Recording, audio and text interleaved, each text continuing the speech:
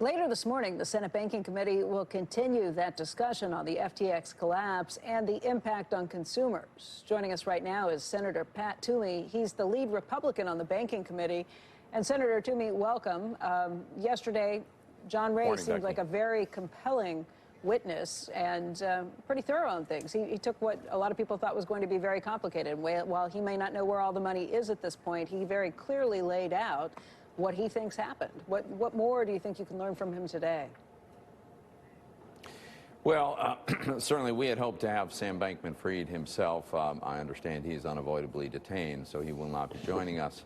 But I do hope to learn maybe a little bit more about how this went down, what was going on. We have Kevin O'Leary, who you've had on your show on this and many other topics. He was an investor. The Department of Justice charges and the SEC charges do allege fraud committed against investors. Kevin also was in regular communication with Sam Bankman-Fried. So I do hope to learn some more about the specifics of what happened. But we're inevitably going to have a big conversation about where we go from here. I think the testimony yesterday it underscores a very, very important point. This really looks like garden variety fraud that has happened in the past usually with dollars or securities of a conventional sort. And here it happened to happen with crypto. It is not an indictment against crypto. It's an indictment against the guys who misused it. And we should make that distinction, and Congress should finally pass the legislation that I've been urging us to pass, which would provide the regulatory clarity so that we don't have this ambiguity as to who's got the authority here, who doesn't, and how does it get regulated. We need to eliminate that regularity. Then we would have business flowing to prudent, sensible, well-regulated American exchanges, and that's what we should all want. Do you have any confidence in the other exchanges that exist? There have been a lot of questions about Binance. CZ, Cheng Xiaopeng has talked to, what is it, Chengpeng Zhao? Yeah, Chengpeng Zhao.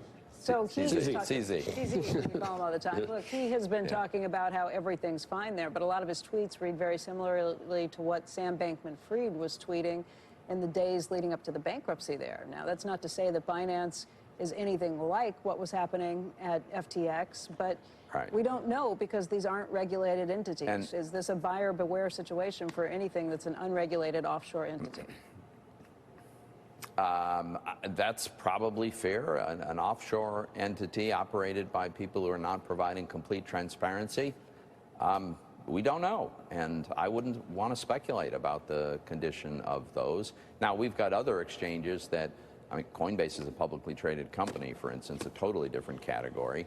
But yeah, this is where the actual activity of issuing a token, the disclosure requirements need to be defined. We should have a clear regulatory regime. The secondary trading of tokens also, we have no obvious regulator on this. I know Chairman Gensler at the SEC claims jurisdiction over all this, as you heard Harvey Pitt just yesterday.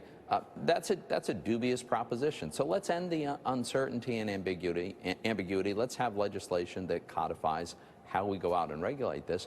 Stablecoins, the heart of that is disclosing the assets that are backing the stablecoins. Full requirement that they be backed, disclosed, audited. That solves a lot of problems, and that's where we should be going. Senator, aren't there times where investigators look forward to letting someone testify in front of a House hearing under oath because they're going to say a lot of things they might not say before the authorities are actually called in? I mean, there's a huge uproar that the DOJ, the day before it was going to happen, that they decided to move. Now, I don't know what would have come out about political contributions or anything else, but is there anything, does it smell weird? Is there anything going on? Or that when they're ready, the grand jury met on, I don't know, when was it, Thursday or Friday? Yeah, so they were ready to go. I understand that, but one more day, would that have made a difference if you let this guy come on and just knowing him, he would have said a bunch of stuff that could be used later, would have been very valuable. Yeah, I'm not going to second guess at this point their timing decision, Joe. I don't know what was driving that, but it is shocking the kind of interviews that Sam Bankman-Fried has given. I can't believe he's got a lawyer anywhere near him who's saying that that's a good idea. Right. And honestly, I was expecting that he would probably plead the fifth repeatedly at a congressional hearing, but we might Senator, still have learned what do you think about this? Senator, what do you think about the speculation that the DOJ thought that he could ultimately taint a jury? That maybe he would actually be so successful, frankly, at arguing his case or making himself look like a naive something or other, that would actually help his case, not hurt it, and that they were trying to get ahead of that. Yeah, Andrew, you know, I don't want to speculate about what they were thinking and how they were evaluating this and to what extent that drove their timing. I think it's going to be a very, very difficult thing for him to spin his way out of this. It really looks, we don't know all the facts yet, but based on the allegations, based on what is publicly known, based on some things that he has said, and now the charges against him, I think he's in a heap of trouble. Senator, what do you think would have been different if this was regulated again? This was just old-fashioned embezzlement, as John Ray laid out yesterday, fraud. Those things have happened even in regulated arenas here in the United States. Think back to Bernie Madoff, who, you know, was well known. Sure. Would this be different if they were actually turning their books over? Yeah, MF Global. You could think of a lot of different situations where it happens. Would it have happened if this was an area that was regulated, do you think? So the way I think about it is certainly still possible to commit fraud, even if you have, say, a regulated securities exchange. You could still commit fraud. It's a lot harder because there's a lot more transparency. There are people looking around.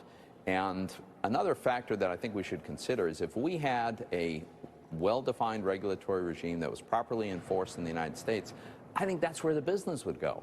I'm not sure how much business Sam Bankman-Fried would be doing offshore unsupervised, because people would recognize that, hey, the regulated exchange probably has to follow rules about segregating customer accounts.